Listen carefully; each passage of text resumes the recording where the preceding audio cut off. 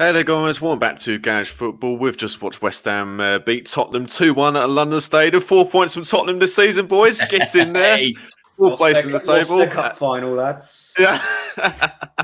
When's the DVD coming out? If you're live watching this, please let us know your match thoughts, comments in the live chat. Or if you're watching later, stick your comments in the comments down below. And subscribe to Garage Football if you're new. So well, we hold on for that win, lad, especially in the second half. But Mark, your thoughts on that win overall? Yeah, obviously, absolutely delighted, buzzing. It was a decent performance, probably at the start of each half. I think probably the last 20 minutes or so of each half, in particular, we allowed Tottenham back into the game, and it was very, very nervous, especially in that. Once Tottenham got their goal. You did think that maybe they were going to get a second, but luckily we managed to hold on with some excellent defending. So overall, great, 3 points, biggest team in London. Absolutely delighted. Well, I could have said it better, mate. Dennis, your thoughts, mate? Buzzing. To beat another team in their cup final is always nice, especially with all the Spurs fans accounts that don't care about us making all those memes this week, calling us grown men, calling us wet spam. Oh, really? Bit sad. Oh, yeah, it happens all the time. It's a bit tragic. I think the only thing that was tragic from a West Ham point of view was our goal celebration for Lingard's goal. I don't know what the hell that was about. The only small negative I will say, and the real negative, is that Moyes got away with one a little bit second half. I think Mourinho bringing on Bale. Another day they could have won that game 3-2 when they hit the woodwork twice. Yeah. And I think we have. I mean, yeah, you earn your luck, and we have earned some luck over the course of the season. But I feel that again, we saw another day that could have gone differently, and we did. We have got away with one there a little bit, but let's not dwell on that. Let's talk about us being top four. Even with other teams with their games in hands, they can't catch us when all the games are done. They can't catch us, and we're going to have to drop points for them to catch us. It will happen because we're playing City next week. I reckon we're in for a thrashing next week. Personally speaking, have faith. But enough of that. Enjoy it, drink it in, man. We're after the Newcastle game, and to a lesser extent after the Arsenal game, you couldn't have predicted this. 100%, mate. It's like Football Manager, isn't it? Charles, your thoughts, mate? Your thoughts on that win, mate? Like, just unbelievable, really. I mean, this team continues to surprise me. We've been kind of going on about David Moyes' selection choices every week. There always seems to be one that pisses us off or does something to make us annoyed. But you know what? He just always brings it home. He always gets the 3 points, or he always gets that positive result, and especially recently. And Charles, the more sire. Yeah, honestly, the Moyes, and he's just been absolutely incredible. And like Dennis said, he probably could have seen out the game a bit better with his management. But I think he's earned the respect of not only us as fans, but just the entire football world. He's come back from pretty devastating firing by Manchester United. Then had a pretty torrid time for the next couple of years after that. Came to us, we got rid of him. Came back to us, and now he's just doing absolute bits. And I'm really pleased for him. I'm pleased for the players. The players that just look like robots. Honestly, they just keep on going, keep on fighting for each other. It's just amazing to see, and like Dennis said, teams, often good teams, sort of need that luck to get them through, and we're getting a lot of luck recently, which just proves, how hard we're working. And how well we're doing. So, fourth place, 25 games gone. Like Dennis said, you just couldn't have called it, especially after that Newcastle opening day defeat. But just unreal. Just that word is going to be the word of the day. Buzzing. Everyone's going to be absolutely buzzing after that win. And we've got that cup final in the bag. Yeah, definitely. Well, as you boys have said, fantastic start to both halves. But we'll start with the first goal. For me, before the game, I wanted us to, show our personality on the pitch, which I don't think we quite showed against Liverpool a few weeks ago, where we felt their defence was there to be got at. And the same with Tottenham. I think Lloris, he's not as good keeper as he was a few years ago. I've never been convinced by Sanchez and Dyer. Particularly Dyer. I think Dyer's better in midfield personally. Yes, I think they're there to be got at as a trio. And I think Lloris and Dyer, I think they didn't exactly cover themselves in glory with their defending, but on the other end, it was good play by us, wasn't it? It was. It was a great ball into the box from Bowen, whipped it in. Difficult ball to defend, but I think if you're looking at it from a defensive point of view, I think that Dyer was the first man there, wasn't he? Yeah. And he really should have taken control of the situation. The ball should never have got across. With allowing Antonio to have obviously saved first of all by the keeper, and then Antonio obviously getting the follow up. But as I say, I think from a Tottenham perspective, we'd be very, very disappointed with that. I don't think Dyer's as good as what everyone makes him out to be. I think he's always going to be one of them players that he's definitely a Premier League player, but he's not. Do you know what I mean? He's not like Champions League quality. No, as I say, I think he's better midfield. When I've seen him play, he's better midfield. I think he is as well. I don't know what's going on at Tottenham. I guess that Alderweireld must be injured, is he? I'm assuming. But even now, obviously this is a West Ham. We've got 4 West Ham fans, but even we can see that Tottenham they're not as good defensively as they were under Pochettino when they had Alderweireld, prime Alderweireld, and Vertonghen. Sanchez and Dyer are nowhere near that quality. I brought this up on the channel, like losing Vertonghen and Alderweireld not playing at the minute. I think, or has he left as well? I'm actually struggling to think if he actually. Alderweireld's injured. He's not as good as what he was earlier in his But it's just career. Then losing that communication with Lloris as a goalkeeper. I just think Davidson, Sanchez, and Eric Dyer just don't gel well with Lloris as a goalkeeper. I don't think Lloris is a poor goalkeeper. I think he's in poor form and is past his peak. He peaked a few years ago when there was talk of him replacing De Gea at United. I do think that part of it comes down to Spurs it's just not a good mix for them, those centre-backs. I think they really are missing Vertonghen a lot more than they thought they would. Yeah. But obviously time marches on and he wasn't getting any younger. And I think Davinson Sanchez is a good centre-back, just a bit hot-headed. I think, again, being South American, they're very aggressive defenders, especially in the South American League. In fact, I remember when he first started for Spurs and he got asked about playing against Andy Carroll, he once famously said to an interviewer, "I'm from Colombia, I played against Andy Carroll every week." Like, over there, or something to that extent. So that's what I think it is with Spurs. But it was a howler for the goal, 100%. It was a fantastic ball in from Bowen. And it was just one of those goals you love to see, just a 2-yard toe poke from Antonio. Easiest goal he's ever going to score. Yeah, and it was good reaction, wasn't it? Yeah, and I think even before Bowen's cross, I think Souček did brilliantly to keep hold of the ball and lay it off to Bowen to allow him to get the cross in. Mm-hmm. Yeah, I mean, I think Bowen. We were talking just before coming on here that Bowen, he seems to be doing a lot in terms of impacting games, but he's certainly not playing with the same confidence or abilities we've seen him play in the past. And I think it might just be a confidence issue for him at the moment. I don't think his confidence is very high. But I would love to see him improve in these next few games.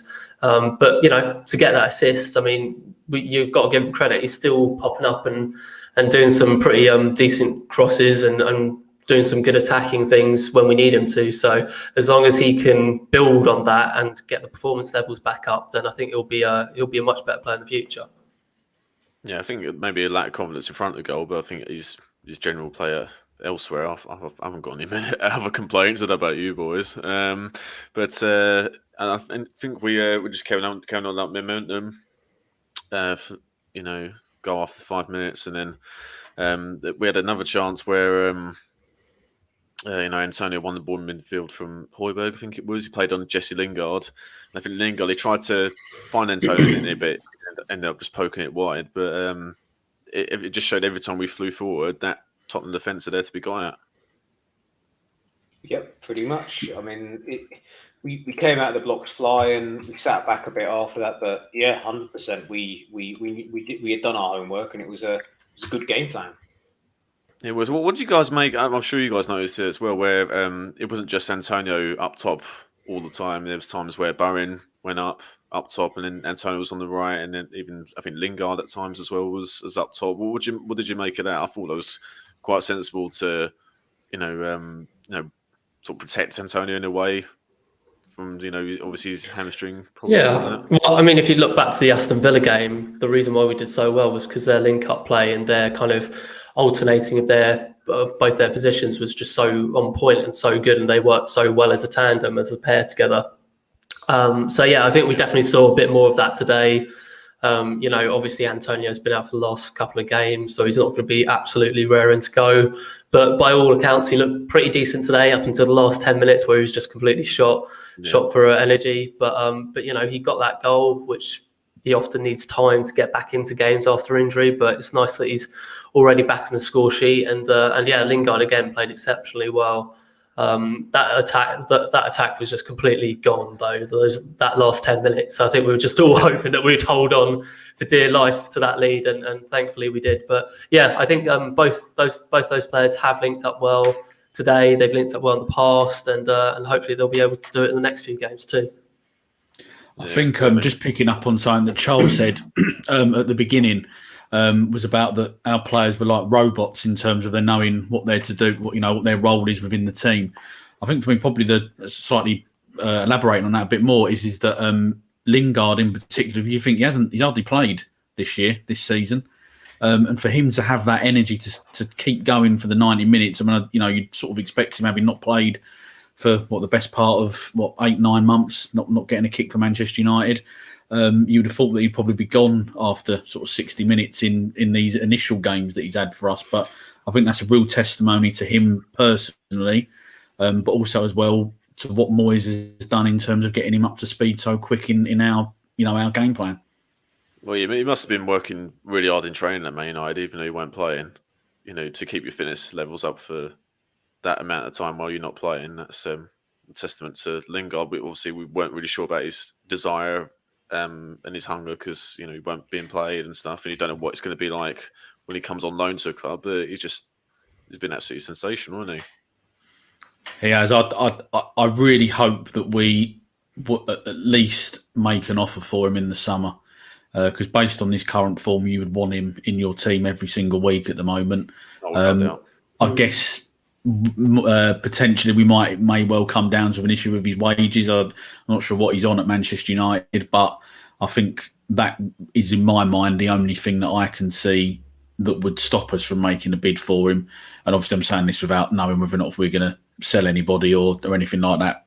But I think based on that, I would definitely look to offload players if it meant bringing in Lingard, because I think what he's brought to the team, not just in terms of his impact of his goals and his assists, but also we've just touched on his impact and his energy to the team, I think has been it's sort of helped us actually have a little bit of a resurgence, because obviously we've had a little bit of a blip, haven't we, of a couple of indifferent results and performances. But I think his energy and drive has just helped the team just reset and then re-go again, which I think is great.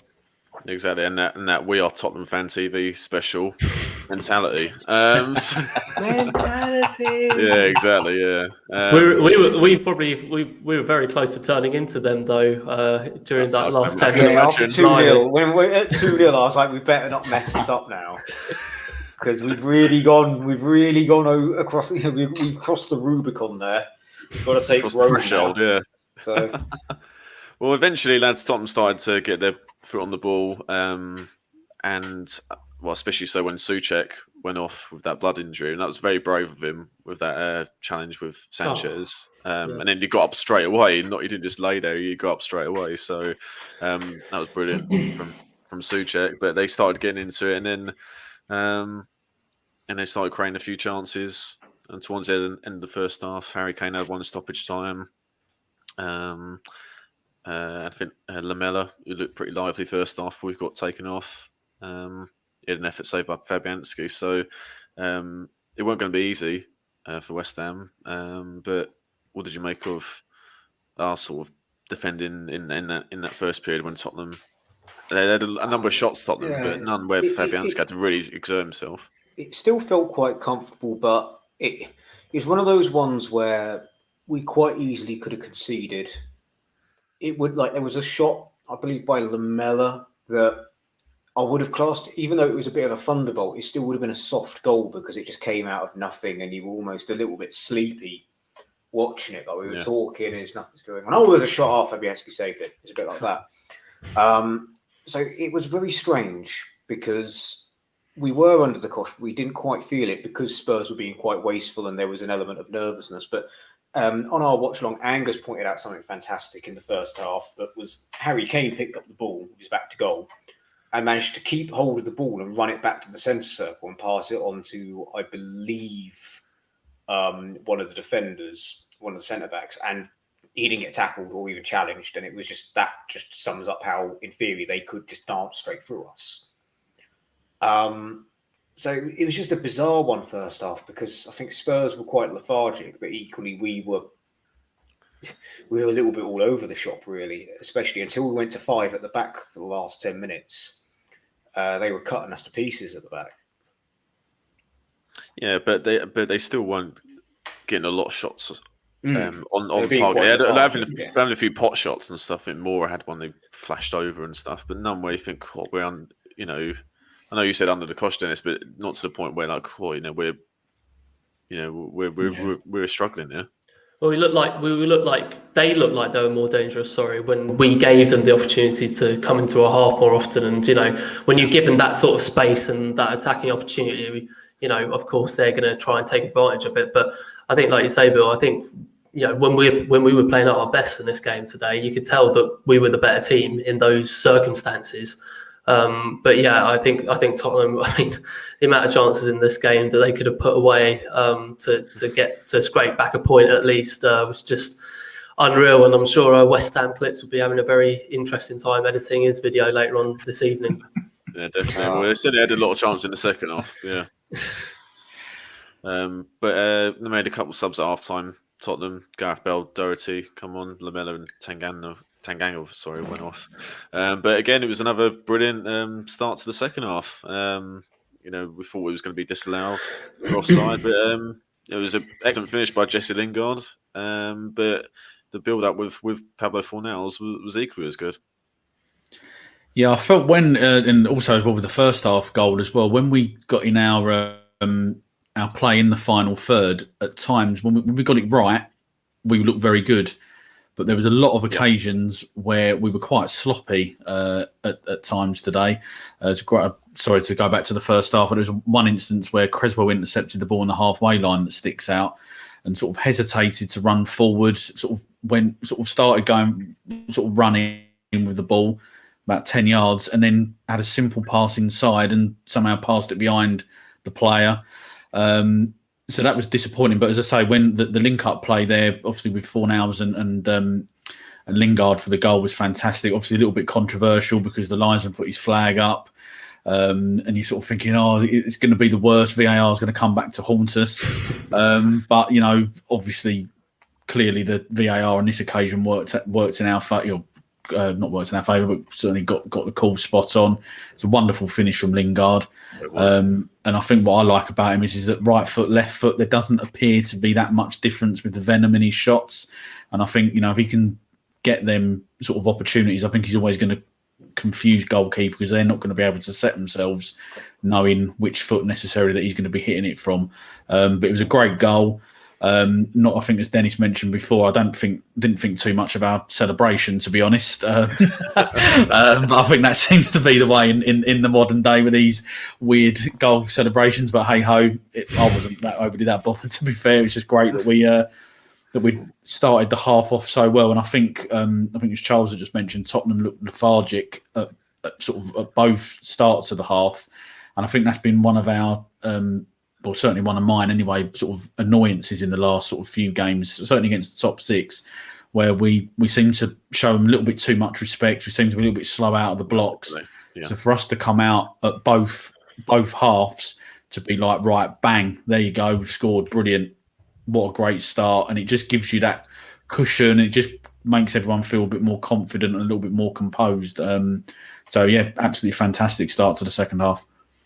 It was, and as I mentioned, good build-up play with Fornals as well. And I thought at one stage that Fornals were going to take the shot off him, or they're getting each other's way. It reminded me a little bit, not the goal so much, but when when Michael Owen scored that brilliant goal against Argentina in '98 World Cup where he was through, and then Paul Scholes, you see last minute, you think Scholes is going to take the shot, but Owen just said, "Get out of the way," and he stuck in the top corner. Yeah.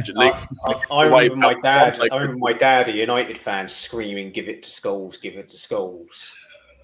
I remember that very well. Give it to Scholes, because '98 World Cup was like that was when I first started watching football, and there was actually small anecdote away from it. There was actually fingerprints in the ceiling from where we had painted the ceiling earlier that day, and my dad actually reached up. My dad was about 6 foot tall and put his fingers through into the ceiling when Owen scored that goal, and his fingerprints were still in the ceiling when we sold the house. Oh, what an anecdote! One for the film. But after that, human. I can imagine. But after, Charles, your thoughts on that goal, mate? Yeah, I mean, just a really good. Our counter-attacking potential today was so. There was times where we could have probably got more goals if our counter-attack had been a bit more fluid. But that was just another one where we just, got the ball, and again that link up between Lingard and Antonio is so important.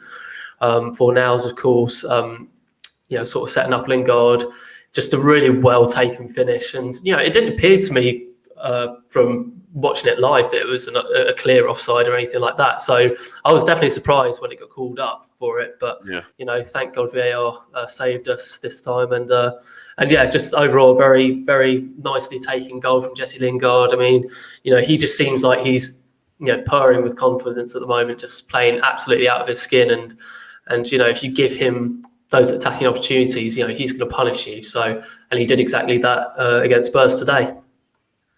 No, it was an excellent finish, curled away from Lloris. Lloris, I think, partly fought for the first goal, but he had no chance for that second goal, did he? But then, just like the first half, Tottenham, they grew into it, started having more of the ball creating chances. Harry Kane had a free kick that just went wide. But it was the half-time sub, Gareth Bale. I mean, I was really impressed, I have to say, with his second half. And it was his corner whipped in, and of all players, Lucas Moore gets a header in at the near post, and it goes in. It's one of the smallest players unchallenged as well, man. Yeah, I think got in front of Cresswell. Yeah, Cresswell was picking him up, weren't he, before the corner came across? That was disappointing, really, from Cresswell. I think he has been probably our most improved player this season. I think that's probably Cresswell had a poor game. Yeah, he wasn't certainly at his best today, and I think he got overrun when Bale came on. When Bale showed really why he's a world-class player. And if you hadn't watched any of Tottenham's performances this season, you'd be thinking, well, first of all, why is Bale on the bench, and why is all this noise about his performances? Why hasn't he been playing? Because he definitely turned the tide in Tottenham's favour for me. And obviously he hit the bar, didn't he, in the second half, which brought back bad memories of when he got that overhead kick at Upton Park in the last minute quite a few years ago. But he did play well. It was obviously a good corner, and as Dennis said, it was poor defending from Cresswell. Really, it was very disappointing. Really, that he wasn't tight to his man. It's basics, really, weren't it? That defending for the goal. Yeah, good. Some header though by Moura. Not exactly known for his heading prowess, is he? But that was some header. It was just wave after wave, wasn't it, lads? But again, we showed that resilience and determination. Some of the blocks, I think there was one by Rice when Kane whipped a ball in. I think that was just before the Bell effort they hit the bar. And that was some effort by Gareth Bale, that one. And I think they were attacking down our left-hand side, as you're saying, Mark, because of Bale on the right, and then Doherty as well. Obviously, he's known to fly forward. So they were carving us up at will. But again, if we had a different manager, or if it was a few years ago, I think we would have easily lost that game. But I think today again was another example of where we didn't lie down, backs against the wall, heart on our sleeve, just not giving in an inch, which obviously is the least you expect. We haven't seen it for ages, have we, until this season? Stunned to silence. I'm giving way for other people to talk. Just come in and steamroll over people. I'm like, oh, you guys talk. I'm still stunned with fourth, Dennis. You don't worry about it, mate. Yeah, I think a lot of that goes down to Diop and Dawson, I thought they were really solid today. Yeah, they were. Actually, I think there was. Dawson. Obviously, we've touched upon, obviously on previous chats and stuff about his impact that he's had on the team. He was really solid today. Got his head pretty much on everything from what I can remember. And Diop. I mean, obviously, sometimes you feel that there's almost like an accident waiting to happen. Sometimes that he's going to make a mistake. But today he was really rock solid. Used his pace well at times. Got his body in the way on a couple of occasions. Although Tottenham probably had, contradicts myself a little bit, that they had slightly more clear-cut chances in the second half in front of goal, obviously hitting the woodwork twice. One of them was a bit fortunate, and obviously scoring. But generally speaking, our defending actually kept them out to the wide areas, and that was, I think, partly was due to and I think that was partly because of Diop and Dawson, how well they played, and I think they obviously went for targeted Creswell. They felt he was the weak link, and that's where they got most of their joy, wasn't it? But I think big mention to them, to the two centre halves today. They were fantastic.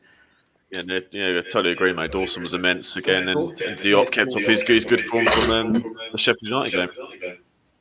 Dawson, when he nicked it off Kane's head out for a corner in the second half, that was brilliant defending. And Cresswell, in a back four, Cresswell is the weak link because he's so much more comfortable playing as a left-sided sort of fluid centre-back. One thing we notice week in, week out on the watch-along when we go over back four is that Cresswell ends up tucking in almost as a third centre-back, leaving Fornells to be a left wing-back. And that is a problem that needs addressing. Either we go five at the back or we play Ben Johnson, but then you lose Cresswell's crossing. Ben Johnson's good, but his crossing isn't anywhere near to the standard of Cresswell's. There was also a brilliant moment where none of us recognised Ben Johnson from the back because he'd had a haircut and he was wearing a white trading socks. We just thought he was a Spurs player chatting to David Moyes for a second. We were like, "Who's that?" "Oh, it's Ben Johnson." He turned around. We're like, "It's Ben Johnson." That was pretty funny. I liked as well how when he did come on, our Sky got their usual soundbite on about Ben Johnson. He's the cousin of Ledley King. So every single game, Paul Parker won minute, and then it's Ledley. So all right. What was also brilliant, it's just like every game. Ledley King's a coach at Spurs, and he was there on the touchline. Yeah, like looming over. It's like Boba Fett coming round the corner. It's like, "Hey there, cuz." "Hello there, it's me, Ledley." I wasn't expected to hear that in this live reaction, of course. Ledley King being compared to Boba Fett, But it's you, Dennis Watley, incapable of saying anything, which is great. But Mark, as you say, mate, that second. I say shot, but like second time that Tottenham hit the woodwork was my heart. I don't know about you lads. Was like a cartoon coming out here. You know what I mean? We were waiting for Charles's reaction because me and Angus were like, "Yeah, it's going to be brilliant." It didn't disappoint. Well, it did not disappoint. I muted it because there was a free kick outside the box. I was like, I just can't stand. I can't hear Angus like oohing and ahhing about potentially them scoring. So I thought I'd mute it. And Angus had a bit of caffeine and was a little bit energetic today. That's what you get for waking up in the morning and watch West Ham. Yeah, that's what I mean. He was there with a cup of coffee, and it was quite clear that I don't think normally he has coffee because he was like, "Oh!" to everything, just being so animated about everything. It was great. But it didn't disappoint. And then Corey. But then it was a delayed reaction because like Angus would see it first, then it'd be me, then it'd be Charles, it'd be Corey. So it was like in a row we'd each react to things. And Corey was arguably as funny as Charles. But never a dull. Yeah, it would have been very, very unfortunate if it had gone in, wouldn't it? Oh yeah, the way it just looped over Fabianski as well. Yeah. But again, historically, those are the type of things we concede, So exactly, it reminded me of Antonio's first ever West Ham goal against Southampton. I was like, God, surely not. Maybe not. Thank God not. We should hold out, lads, and.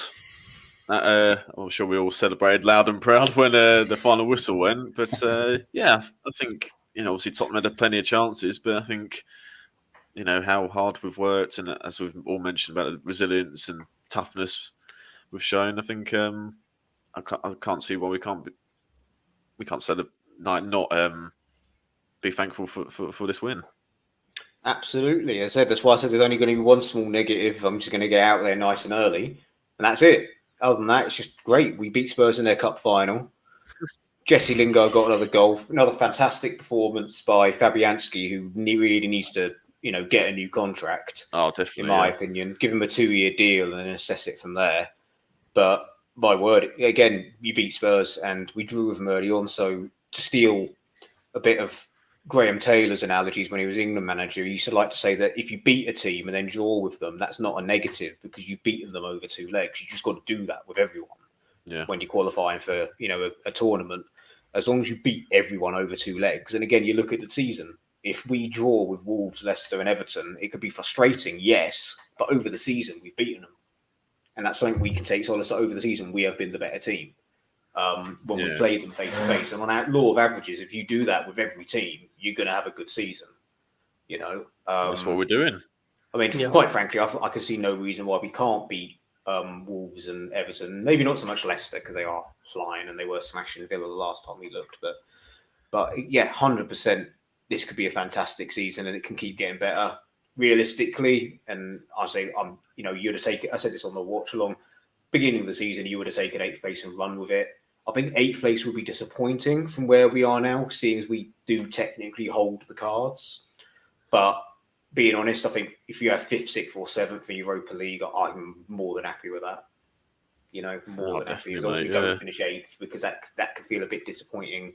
I think you have the Europa League conference if you go finish in 8th place, which is like a C. Start on the 1st of July, didn't you, or something stupid like that? I think so. But hey, it's something. In theory, we could be one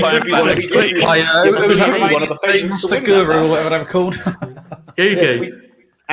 No, they're in a relegation battle this year, lads. We're safe from that. Oh, no. Their owner's just been imprisoned as well for corruption, so I can't imagine they'll be doing. Unless what'll happen, Charles, is they'll win the Romanian version of the FA Cup and get in somehow. Yeah. There'll be a way that we will play them. Or we play a top side like we did when we had Tevez. Palermo. What side? Like the worst side we could have got. That draw. That Palermo team was insane. They got. I mean, Palermo now. Get angry. They're in Serie C2 in Italy. They've fallen right down. But then they were bloody good. They're unlucky not to get Champions League year before. It's nice to be talking about European competitions, lads. I'm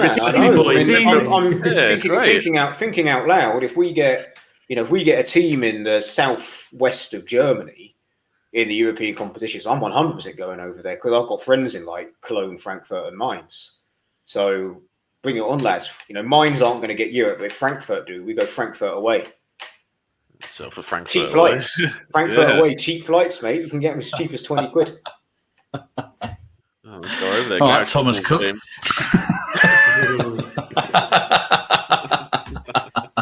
Ryanair, actually. It's Ryanair, actually.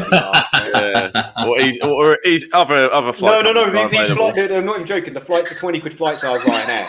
I'm not even joking. And I've never had a problem with them. It's only an hour-long flight. Not that Dennis has already looked into this or anything, just to... No, spoiler. I go to Germany quite often. I've got comrades in Mainz. So you fly to Frankfurt and you get a train from Frankfurt to Mainz. It's like an hour-long train. And it's cheap as anything. So, yeah, Frankfurt away, lads. Come on, Frankfurt next season in the Champions League. What nice position nice problem to have, eh? Nice problem to have. I want a trip to Italy and a trip to France as well, man. While we're at it, arranged. Bordeaux or Toulouse or somewhere like that. Somewhere nice. I don't know where they are in the leagues, and now we're just really getting on a tangent. So I'm going to shut up. Another 3 points, lad. So, anything else you want to raise before we wrap up? Just go out and have a heavy night of drinking. Even though you can't go out, stay in and have a heavy night of drinking. and day. It's only 3:10. Exactly. All day. Mark, anything else? Great to see that we've got our great mentality going on. Absolutely buzzing. the 3 points again.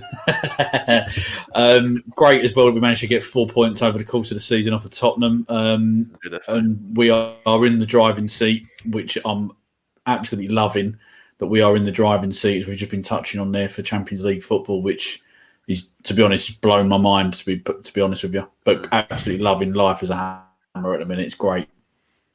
No, good stuff. Great. Thanks for joining us, lads. Thanks for those who are watching live or if you're watching later. Subscribe to Garage Football if you're new. Like this video if you enjoyed it. Take care. See you next time.